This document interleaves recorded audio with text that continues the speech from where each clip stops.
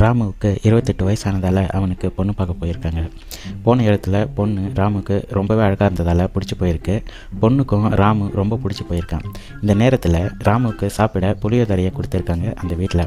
அது சாப்பிட்ட ராமுவுக்கு புளியோதரை ரொம்பவே நல்லா இருந்ததால் ரொம்ப சந்தோஷமாயிட்டானான். காரணம் என்னென்னு பார்த்தீங்கன்னா, அந்த புளியோதரையை செஞ்சது அவளோட வருங்கால மனைவியாக இருக்க போகிற கீதா. கீதாவோட சமையலில் ரொம்ப பிடிச்சி போன ராமு அங்கேருந்து சாப்பிட்டு முடிச்சுட்டு ரொம்ப சந்தோஷமாக வீடு திரும்பிட்டான். அவங்களோட கல்யாணமும் நடந்து முடிஞ்சிச்சு. ராமு கல்யாணத்துக்கு முன்னாடி ரொம்ப சந்தோஷப்பட்டு விருப்பப்பட்டு சாப்பிட்ட புளியோதரையே கீதா முதல் நாள் அன்றைக்கி ராமுக்கு செஞ்சு கொடுத்துருக்கா. ராமுவும் அதை சாப்பிட்டு ரொம்ப சந்தோஷப்பட்டு இருக்கான். பிறகு மத்தியானம் வந்திருக்கான். மத்தியானமும் புளியோதரையை கொடுத்துருக்கா. அதை ரொம்பவே விருப்பப்பட்டு சாப்பிட்டுருக்கான் ராமு. அன்றைக்கி இரவும் புளியோதரையை கொடுத்துருக்கா கீதா. அதையும் சலிக்காமல் சாப்பிட்டுருக்கான் ராமு. இதே போல் இரண்டாவது நாள் மதியமும் புளியோதரை, இரவும் புளியோதரைன்னு சொல்லிட்டு இப்படியே ஒரு வாரம் முழுக்க புளியோதரையாகவே ராமுவுக்கு சமைச்சு கொடுத்துருந்துருக்கா கீதா. என்னதான் கீதா ரொம்ப டேஸ்ட்டாக புளியோதரையை செஞ்சுருந்தாலும் தினமும் சமைச்சு கொடுக்குறதால ராமுவுக்கு அதை சாப்பிட்டு நாக்கெல்லாம் புளிச்சு போய் புளியோதரைன்ற வார்த்தை கேட்டாலே அவனுக்கு பிடிக்காத ஒரு விஷயமா ரொம்ப வெறுப்பாயிட்டு காண்டாயிரம் லெவலுக்கு ஆகிட்டான் ராமு. கடந்த ஒரு வாரமாக புது பொண்டாட்டி ஆச்சேன்னு சொல்லிட்டு எதுவுமே சொல்லாமல் அவள் சமைச்சு கொடுத்த புளியோதரைவையே சாப்பிட்டு ராமுவுக்கு தன்னோட பொறுமையை இழக்கிற நிலைமைக்கு வந்துட்டான். அவன் டைரெக்டாக அவளோட பொண்டாட்டிக்கிட்டே போயிட்டு சண்டை போட ஆரம்பிச்சிட்டான். நீ புளியோதரை நல்லா சமைக்கிற, இல்லைன்னா சொல்லலை, ஆனால் அது ஏன் தினமும் சமைச்சு என்னை சாவடிக்கிற, ஒரு நாளாவது ஏதாவது மாற்றி சமைக்கலாம்ல அப்படின்னு கேட்க ஆரம்பிச்சிட்டான். அதுக்கு கொஞ்ச நேரம் மௌனமாக இருந்த கீதா திடீர்னு ஒரு உண்மையை சொல்ல ஆரம்பிக்கிறான்.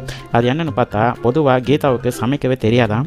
அவளோட கல்யாணம் திடீர்னு ஃபிக்ஸ் பண்ணதால் புளியோதரையை மட்டும் அவளோட அம்மா கிட்ட இருந்தவள் சமைக்க கற்றுக்கிட்டு இருந்திருக்கா. அந்த புளியோதரை மட்டும்தான் இப்போ அவள் சமைச்சு கொடுத்துட்டு இருந்திருக்கா. அவளுக்கு வேறு எதுவுமே தெரியாததால் என்னால் வேறு எதுவுமே சமைக்க தெரியாதுன்னு சொல்லி ராமுக்கிட்ட அவள் அழுதுகிட்டு சொல்லியிருக்கா. சரின்னு சொல்லிட்டு பிரச்சனை என்னென்னு தெரிஞ்சுக்கிட்ட ராமு, சரி பரவாயில்ல, போக போக மற்றதெல்லாம் கற்றுக்கலாம், இன்றைக்கி மட்டும் நீ புளியோதரை செஞ்சிடாத, நம்ம 2 பேரும் ஹோட்டலுக்கு போய் சாப்பிட்லான்னு சொல்லிட்டு புது பொண்டாட்டியை நல்லா ட்ரெஸ் எல்லாம் பண்ணிக்கிட்டு 2 பேரும் பைக்கில் ஹோட்டலுக்கு கிளம்புறாங்க. ஹோட்டலுக்கு போன இடத்துல ராமுவோட நாக்கு புளியோதரை சாப்பிட்டு புளிச்சு போனதால் அங்கே இருக்கிற எந்த உணவை பார்த்தாலும் அவனோட நாக்கில் தண்ணி ஊற ஆரம்பிக்குது. இன்றைக்கி ஒரு பிடிக்கணும்னு சொல்லிட்டு ரொம்ப ஆர்வமாக போய் உக்காடுறான். அந்த நேரத்தில் வெயிட்டர் அவங்க முன்னாடி வந்து நின்று, சார் உங்களுக்கு என்ன வேணும்னு சொல்லிட்டு லிஸ்ட்டை எடுத்து நீட்டுறான். இதில் புளியோதரை மட்டும் இல்லைனா போதுண்டா சாமின்ற லெவலுக்கு ஐட்டங்களை கண்டுக்க நேரம் இல்லை. எது இருந்தாலும் பரவாயில்லன்ற மனநிலையில் அவன் எதையோ ஒன்று கிறுக்கி விட்டு எவ்வளோ சீக்கிரம் கொண்டு வர முடியுமோ அவ்வளோ சீக்கிரம் போய் கொண்டு வா அப்படின்னு சொல்லிட்டு வெயிட்டரை சொல்லி அமைச்சிருக்கான். வெயிட்டர் போய் ஒரு 1/4 மணி நேரம் கழித்து சுட ஆவி பறக்க தட்டில் கொண்டு வந்து ராமுக்கு முன்னாடி வச்சிருக்கான். அதை திறந்து பார்த்த ராமுக்கு ஒரே அதிர்ச்சி. என்னடான்னு பார்த்தா அங்கே இருக்கிறது சுட புளியோதரை தான். ராமுவுக்கு கோபத்தில் முகம் சிவந்துடுது. அந்த வெயிட்டரை உடனே கத்தி கூப்பிட்றான். வெயிட்டரும் வந்து நிற்கிறாரு. நான் உங்ககிட்ட எண்ணத்தை கொண்டு வர சொன்னேன், நீ எண்ணத்தை கொண்டு வந்து வச்சிருக்கேன்னு கேட்குறான். சார் நீங்கள் தான் இதை ஆர்டர் பண்ணிங்கன்னு சொல்லிட்டு வெயிட்டர் சொல்கிறாரு. என்னடான்னு பார்த்தா அப்போ தான் அவனுக்கு ஒரு விஷயம் தெரிய வருது.